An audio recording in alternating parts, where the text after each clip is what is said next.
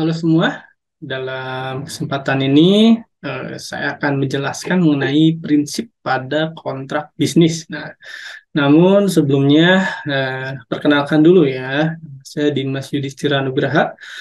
Saya biasa mengajar bisnis law and ethics pada Prodi Creative Partnership di Binus University di Bandung ya.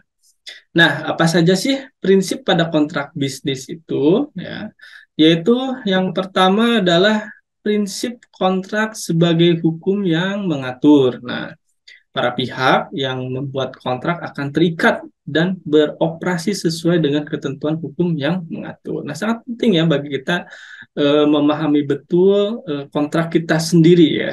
Jadi tentunya kontrak ini dapat membawa keuntungan bagi pihak kita maupun bagi rekanan kita ya dalam konteks ini apakah dengan supplier atau dengan agen atau mungkin dengan investor dan juga karyawan kita. Nah, jadi sangat penting bagi kita ya mengenali ya prinsip pada kontrak bisnis ya. Nah, ini adalah prinsip kontrak sebagai hukum yang mengatur. Berikutnya adalah adanya asas kebebasan berkontrak. Maksudnya, asas kebebasan berkontrak ini adalah asas yang menekankan bahwa para pihak dalam suatu kontrak pada prinsipnya bebas untuk membuat atau tidak membuat kontrak ya. Dan juga serta kebebasan ini ya dimiliki oleh mereka untuk mengatur sendiri isi kontrak tersebut asal disepakati seperti itu ya. Nah, berikutnya adalah ada yang namanya prinsip janji yang mengikat.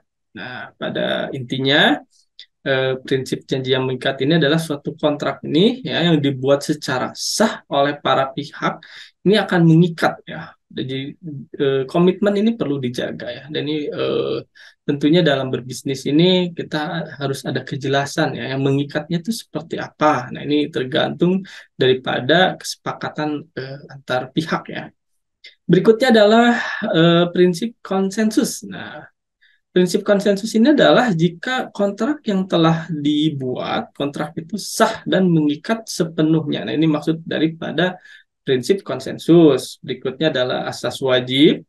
Asas wajib adalah asas yang menetapkan bahwa apabila telah dibuat suatu perjanjian, para pihak yang terikat itu ya, tetapi perikatan itu terbatas pada timbulnya hak dan kewajiban. Nah, jadi asas wajib ini tentunya ya, hanya mengikat pada asas wajib hak dan kewajiban yang telah disepakati. Dan berikutnya yang paling penting adalah asas itikat baik ya. Suatu perjanjian yang dibuat dan disepakati oleh para pihak harus dilandasi dengan itikat baik. Jangan sampai ketika kita membuat kontrak bisnis ya ini malah dijegal di tengah gitu ya. Ada strategi tertentu untuk menjegal di tengah untuk mengambil keuntungan. Nah, ini tidak boleh. Jadi pada prinsipnya dalam membuat kontrak bisnis ini ada asas itikat baik. Dan demikian penjelasan untuk kali ini ya. Semoga bermanfaat.